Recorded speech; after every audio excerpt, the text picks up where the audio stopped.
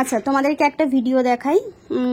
এই যে 2 ঘন্টা আগে ভিডিও এসছে এই চ্যানেলে, প্রত্যেক দিন আসছে। কালকে একটা শর্টস ছাড়া হয়েছে ফেক নিউজটা নিয়ে গুরুজি চ্যানেলেই। এই যে ফেক নিউজ দেখতে পাচ্ছ। আগের একবার হসপিটালে ভর্তি হয়েছিল, সেই আগেকার ফটো দিয়ে, মানে এইসব এআই টিআই দিয়ে খুব বাজেভাবে সব ফটো দিচ্ছে, ভিডিও করছে, হ্যাঁ ক্যাপশন লিখছে।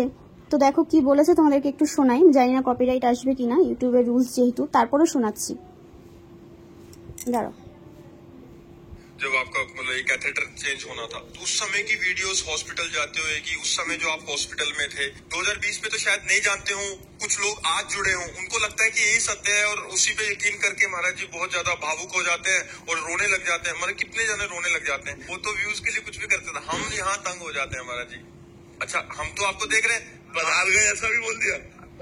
यहाँ कमा रहा था, पिताजी ने एकदम फोन किया कि तू वहाँ जा रहा है, वो तो रहे नहीं, आप कह देना पिताजी से मैं बात करके आ रहा हूँ।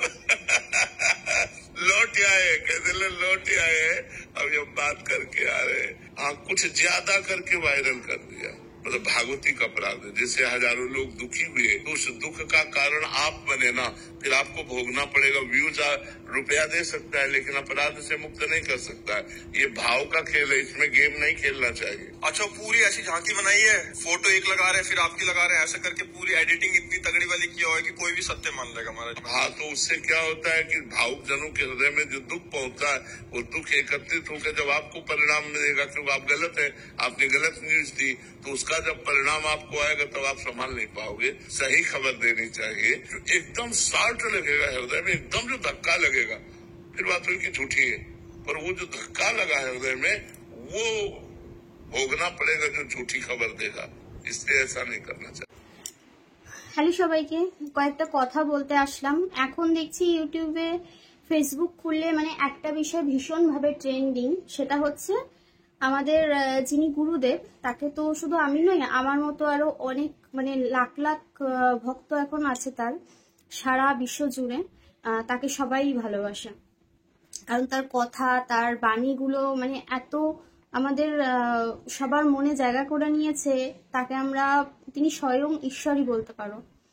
তো সেই জায়গা থেকে আমি কিছুদিন আগে নিজেও একটা ভিডিও করেছিলাম, তোমরা জানো। কিন্তু আমার মনে হয় তুমি যদি ভিডিও করো, গুরুজিকে সবার মাঝখানে তুমি মানে যারা জানে না তাদের অব্দি তুমি পৌঁছে দিতে পারো, কারণ তাহলে তোমারই সেটা ভালো হবে, তুমি পুণ্য অর্জন করবে, তোমার দ্বারা আরো 5টা মানুষ গুরুজি যে কাজটা করে।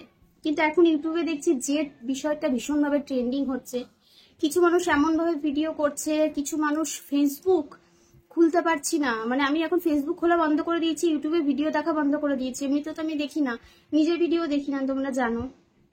আমি জানি না এই মানুষগুলো এই ধরনের ভিডিও করে তারা নরকে যে জায়গাটা, হ্যাঁ সেই জায়গাটাও খোয়াচ্ছে। মানে নরকের থেকে নিম্নমানের যদি কোনো জায়গা থাকে, তাহলে এই জায়গাটা, সেই জায়গাটা তাদের জন্য। কি বলবো, মানুষ না জেনে শুনে এত ভুল ইনফরমেশন দেয়। কালকে না 2-3 দিন আগে একটা ভিডিও দেখলাম, মানে ভীষণ বাজেভাবে ভিডিও করেছে। ওখানে এক ভদ্র মহিলা তার ভিডিওটা পাশে দিয়েছে, আর পুরো স্ক্রিন জুড়ে একটা ভিডিও দিয়েছে। সেই ভিডিওটা আমি মানে মুখে আনতে আমার কষ্ট লাগছে। সেটা হচ্ছে মৃতদেহ নিয়ে যায়, যে গাড়িতে শবদেহ নিয়ে যায় অনেক মানুষ, আর ওখানে প্রেমানন্দ মহারাজজির উপরে ফটো বসিয়ে দিয়েছে, আর উনি কাঁদছে। মানে উনি প্রমাণ করতে চাইছে যে আমাদের গুরুজি বা আমাদের সকলের প্রিয় যে গুরুদেব, তিনি দেহ ত্যাগ করেছেন, এটাই বোঝাতে চাইছে।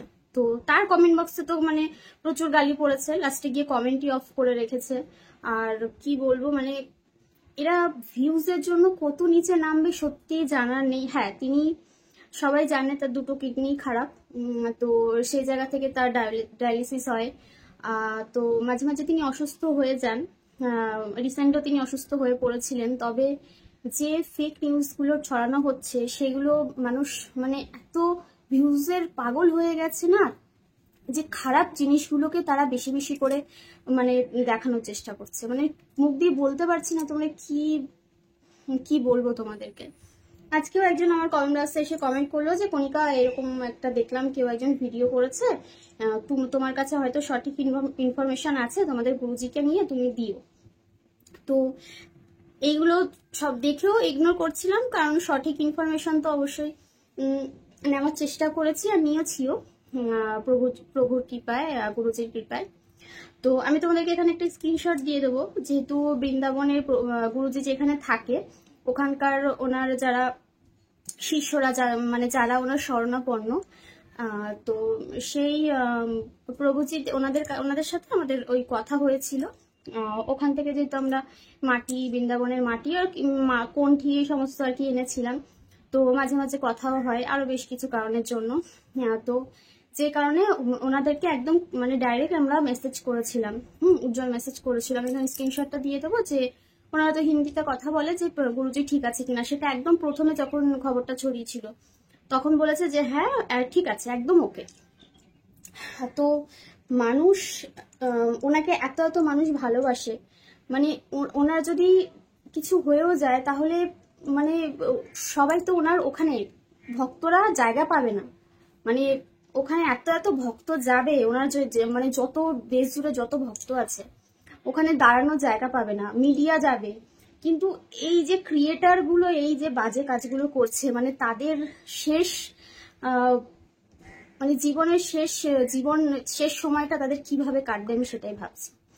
আমি একটা ভিডিও ক্লিপস অ্যাড করে দেবো গুরুজির চ্যানেলে। গুরুজির এত বড় একটা চ্যানেল আছে, একটা কি গুরুজির দুটো চ্যানেল তো আমি কন্টিনিউ ফলো করি প্রতিদিন, আরো অনেক চ্যানেল আছে, ওনার শিষ্যদেরও অনেক চ্যানেল আছে। তো তাদের চ্যানেলগুলো ফলো না করে মানুষ কেন এদের চ্যানেলগুলো ফলো করছে আমি বুঝতে পারছি না। কেন মানুষ এখন এত বোকামি করছে কি বলবো বলো। আর ভীষণ খারাপ লাগলো দেখে শুনে, মানে যারা এগুলো বলছে আমার মনে হয় তাদের সবার আগে ক্ষমা চাওয়া উচিত, প্রথমত রাধারানীর কাছে, দ্বিতীয়ত গুরুজির কাছে। মানে আমি জানি না ক্ষমা চাইলেও তাদের এই যে পাপটা করছে না, যে পাপটা করেছে বা করছে, সেগুলো সারা জীবনেও খণ্ডাতে পারবে কিনা বলতে পারছি না। মানে একটা জীবিত মানুষ, একটা সুস্থ মানুষ, যে সবার মঙ্গলের জন্য, আমাদের সমাজ যাতে ভালো রাস্তায় যায় সবকিছুর জন্য এত কিছু করছে অসুস্থ হয়েও, তো সেই জায়গা থেকে এইভাবে সব ফেক নিউজগুলো ছড়াচ্ছে শুধুমাত্র ভিউজের জন্য। মানে মানুষ টাকা ইনকামের জন্য কতটা নিচে নামতে পারে যে একটা মানুষকে মেরে ফেলতেও তারা দ্বিধাবোধ করে না।